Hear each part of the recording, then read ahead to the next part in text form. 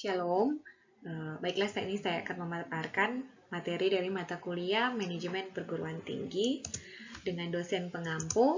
Yang pertama Profesor Dr. Beni Bebinilang MS dan yang kedua Dr. Devlita RN Lumi Espak MPD. Perkenalkan, nama saya Jelly F. Pangau, mahasiswa S2 dari jurusan Manajemen Pendidikan Kristen. Konsep dasar manajemen pendidikan. A. Pengertian manajemen pendidikan.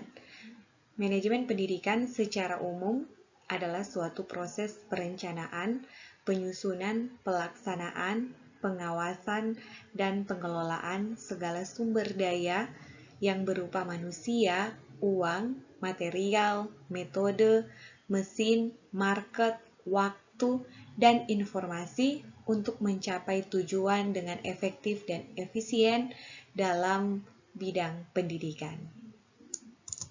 B. Urgensi manajemen pendidikan.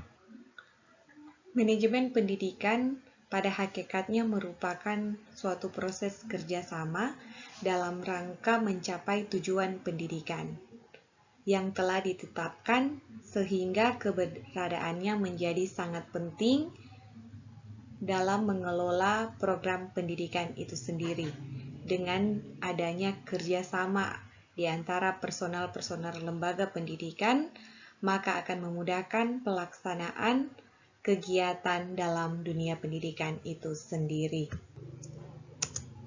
C. Model manajemen dalam pendidikan. Yang pertama, manajemen by objective. Manajemen by objective atau manajemen berdasarkan sasaran atau tujuan akan tercapai dengan beberapa ciri-ciri sebagai berikut. A. Semua aktivitas manajerial diarahkan pada tujuan yang telah ditetapkan. B. Fasilitas yang disediakan bersesuaian dengan tujuan organisasi itu sendiri. C. Pengembangan sumber daya manusia sebagai upaya meningkatkan kualitas personal dalam melaksanakan tugas dan fungsinya sehingga tujuan itu dapat dicapai dengan lebih baik dan optimal. Yang kedua, manajemen berdasarkan struktur. Struktur adalah organisasi, jadi strukturalisasi adalah mengorganisasikan personalia dalam kedudukan, wewenang, jabatan, pangkat, dan tanggung jawab, dan semua hal yang melekat pada personal yang duduk dalam suatu struktur tertentu, sehingga ada perbedaan, misalnya insentif, antara struktur yang satu dengan struktur yang lainnya. Yang ketiga, manajemen berdasarkan teknik. Model manajemen berdasarkan teknik yaitu mengelola organisasi atau lembaga yang mengacu pada teknik operasional. Yang keempat, manajemen berdasarkan personal organisasi, yaitu model manajemen yang mengelola organisasi dengan mempertimbangkan sumber daya manusia sepenuhnya dalam organisasi itu sendiri. Yang kelima, manajemen berdasarkan informasi. Dengan adanya informasi dapat memberikan nilai manfaat bagi lembaga atau organisasi seperti dalam mempercepat mengambil keputusan, mempermudah saluran kegiatan, dan pelaksanaan kegiatan yang tepat sasaran. Yang keenam, manajemen berdasarkan lingkungan. Model manajemen dengan pendekatan lingkungan lebih mengedepankan human relation, yaitu hubungan secara internal maupun eksternal. Yang kedua, ruang lingkup manajemen pendidikan. A. Objek kajian manajemen pendidikan. Objek kajian manajemen lembaga pendidikan dapat dilihat dari beberapa aspek. Yang pertama, manajemen lembaga pendidikan pada aspek struktur, menjelaskan struktur organisasi pendidikan. Yang kedua, manajemen lembaga pendidikan ditinjau dari aspek teknik, meliputi proses perencanaan, kegiatan lembaga, perwujudan, dan strategi pelaksanaan pengembangan lembaga.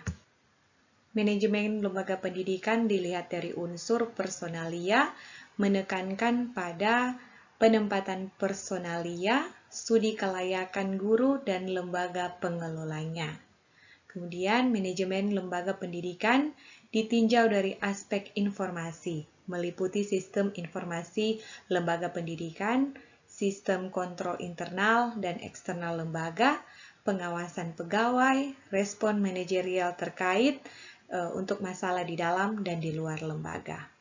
Kemudian ada manajemen lembaga pendidikan yang dilihat daripada aspek lingkungan masyarakat, meliputi peran masyarakat dalam pengembangan lembaga, hubungan lembaga pendidikan dengan masyarakat.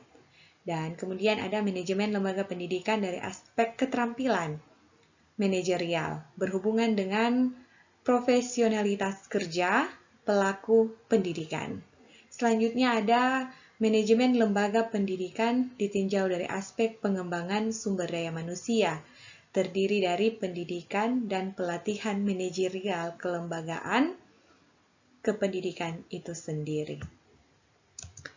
B. Bidang garapan manajemen pendidikan. 1. Manajemen peserta didik. Manajemen peserta didik.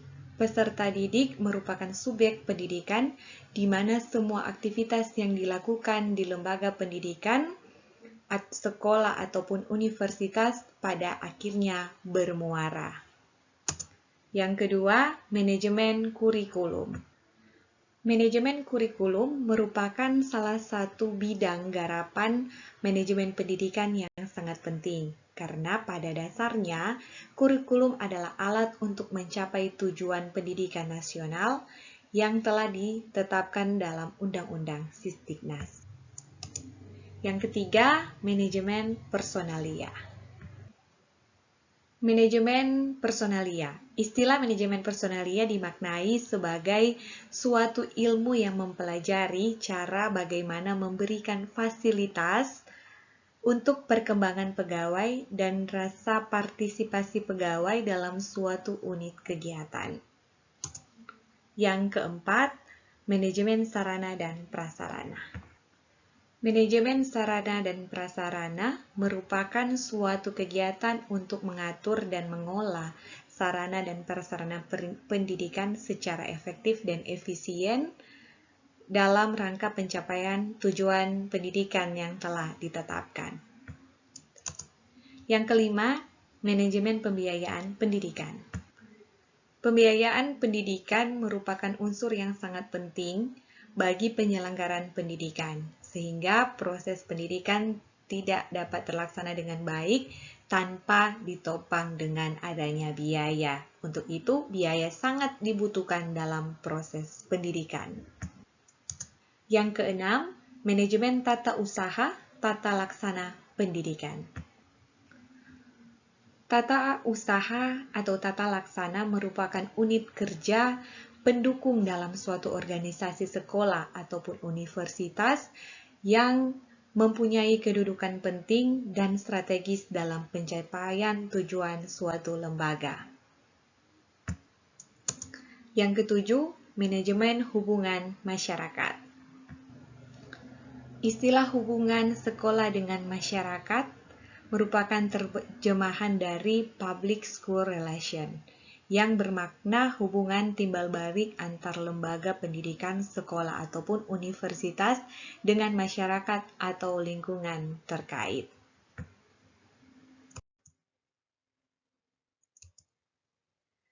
Tujuan dan fungsi manajemen pendidikan. Tujuan manajemen pendidikan. Secara umum, tujuan utama manajemen pendidikan adalah untuk membentuk kepribadian para pelajar agar sesuai dengan tujuan dari pendidikan nasional, dari tingkat perkembangan ataupun perbaikan untuk usia pendidikan itu sendiri. Fungsi-fungsi manajemen pendidikan. Yang pertama, sebagai perencana planning. Dalam hal ini, manajemen pendidikan wajib memastikan semua sumber daya di berbagai bidang bisa membuat peta kerja serta membuat sesuatu sesuai dengan visi dan misi sekolah ataupun universitas ataupun lembaga pendidikan itu sendiri. Yang kedua, melakukan pengorganisasian atau organizing. Manajemen pendidikan menghimpun sumber daya manusia yang ada di lembaga pendidikan sebagai modal serta peralatan yang diperlukan juga. Dalam hal ini harus mencari cara yang paling efektif untuk mencapai tujuan utama perusahaan dengan melibatkan semua komponen yang ada dan memastikan semua berjalan sesuai dengan track-nya masing-masing. Dan ketiga, sebagai pelaksana, implementation. Manajemen pendidikan penting untuk menggerakkan sumber daya manusia, perusahaan, ataupun lembaga pendidikan dan mendorong melaksanakan kegiatan-kegiatan yang sudah direncanakan demi tercapainya tujuan pendidikan. Hal ini penting sebagai proses efisiensi agar kinerja semua lini di lembaga pendidikan efektif. Dan yang terakhir, sebagai pengawas ataupun controlling, hal ini memberikan kewajiban kepada para pemimpin untuk mengawas dan mengevaluasi kembali kerja yang sudah dilaksanakan sesuai dengan struktur yang diberikan, apa berjalan dengan baik, apa perlu ada hal-hal yang diperbaiki ataupun dikembangkan.